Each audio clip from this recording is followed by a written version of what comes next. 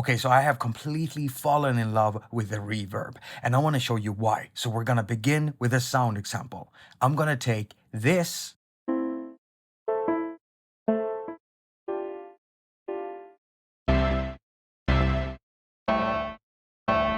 and with the help of just one plugin, one reverb, I'm gonna turn it into a perfect wall of sound.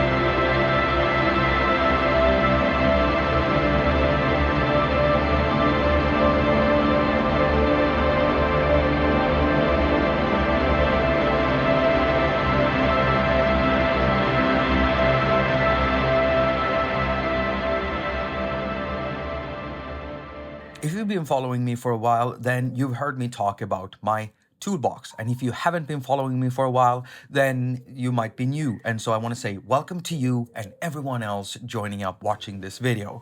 Now, my toolbox is a mental concept. It's not even a folder on my iPad. But that toolbox is where I put all of the tools, all of the apps that I always end up going for when I want to sit down and produce music. Stuff that I can rely on.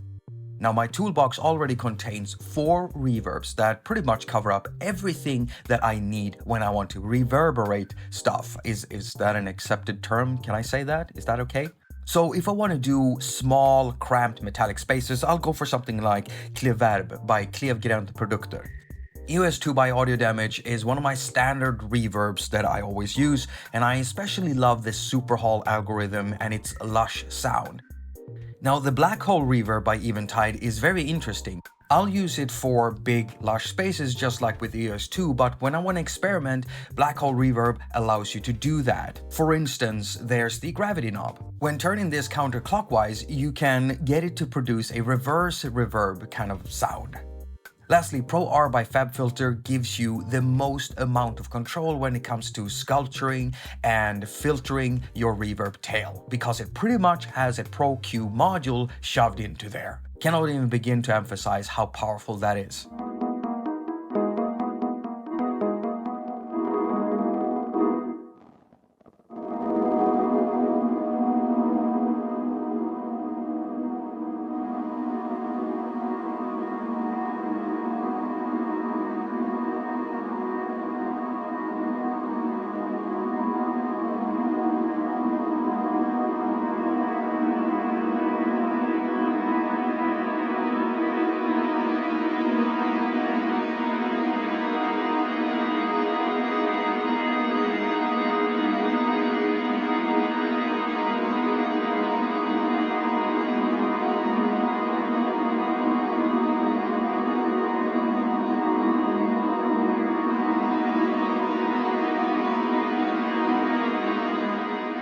Okay, so how could I possibly need another reverb? Why would I add Stratosphere Cloud Reverb to this toolbox? Well, quite frankly, because of how it is designed. This thing has clearly been designed with long reverb tails in mind. I mean, if we look at all the other reverbs here, then you have EOS2 with this standard kind of 10 seconds of decay time length. Next you got Pro R with up to 20 seconds of decay time, and that's pretty long. Now, Reverb gives you up to 25 seconds, and Black Hole Reverb, it doesn't say anywhere, but when I measured it myself, I was able to produce about between 25 and 30 seconds of decay time, so fairly long for a reverb. Now, whenever you do reverb tails that long or longer, as in the case of Stratosphere Cloud Reverb, which gives you 50 seconds of decay time, well, you risk ending up with a bad sounding reverb tail, because when you allow stuff to ring out too long in a reverb, you might end up with some really unpleasant resonances. Resonances? I mean resonant sounds. Well, here the reverb pretty much is as advertised on the App Store, because when you read it there, it says that it maintains a beautiful, smooth sound throughout the entire time. Well, it really does do that.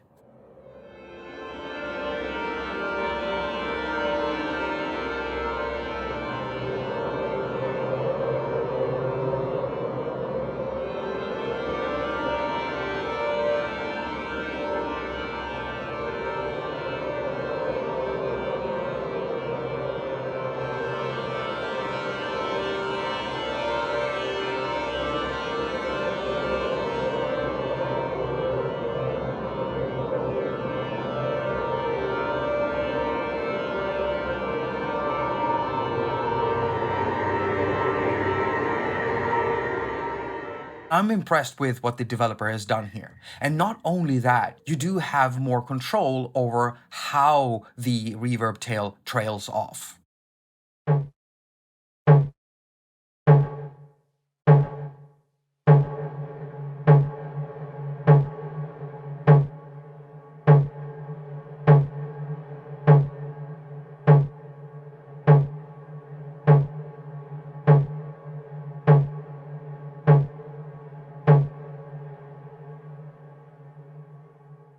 Now, a lot of good reverbs have this kind of a modulation section, and what it does is it produces a chorus-like effect, and this can also help with stopping a reverb from sounding too metallic.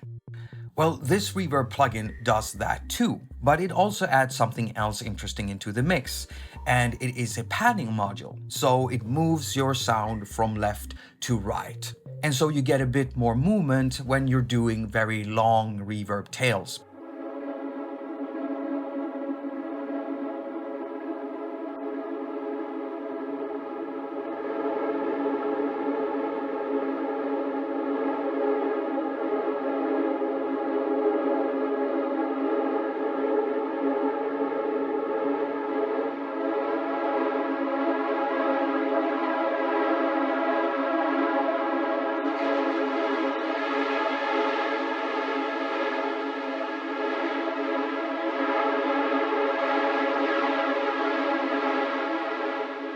Okay, so here's my only gripe with this. Don't get me wrong, I really like this. I really like how the modulation works here, but many times I just want to use the chorus-like effect in the modulation, and I'd rather do without the automatic panning. And so if I would ask for anything, it would be a button that would allow me to turn off the panning whenever I want to.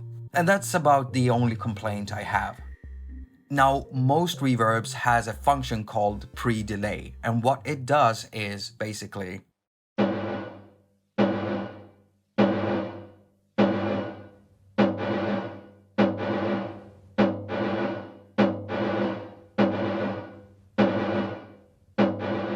so it takes a little bit of time before the reverb actually starts. Now, in the case of Stratosphere Cloud Reverb, it has something else, something like it, but a little bit different. It's called Onset time, and it also delays the response of the reverb tail. However, it does it with a soft attack. And I cannot even begin to tell you how much I love this feature.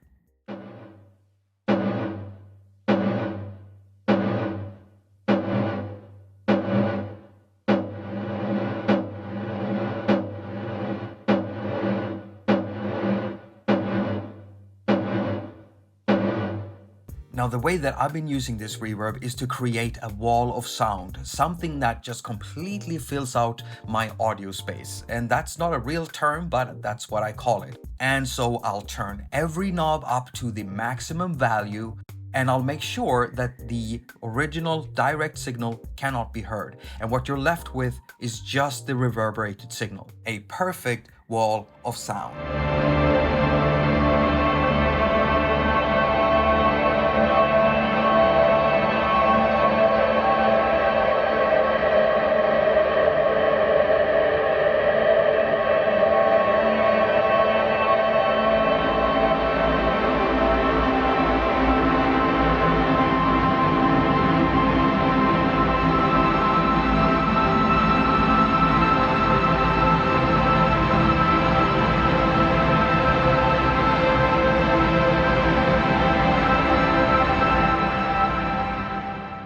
if you're working with any type of ambient music, then this reverb is obviously for you.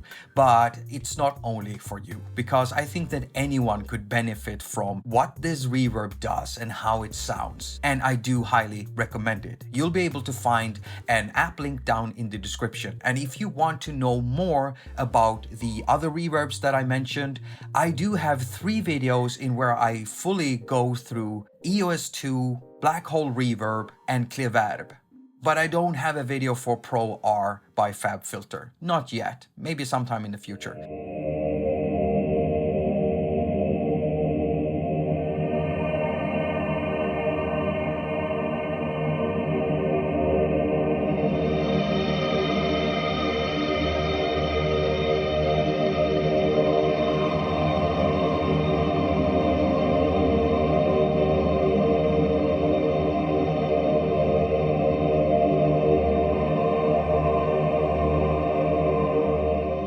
Now, before you leave, if you liked the episode and you want to support the work I do here on the channel, and you want to see more of this stuff, then hitting the like button is one way of supporting me. You can also share the videos to people that, you can share the videos, I guess.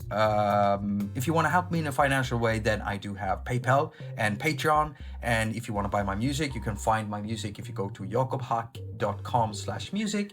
And that's pretty much it. As usual, I wish you a very productive week. Now go finger all of your stuff and have a lot of fun doing it.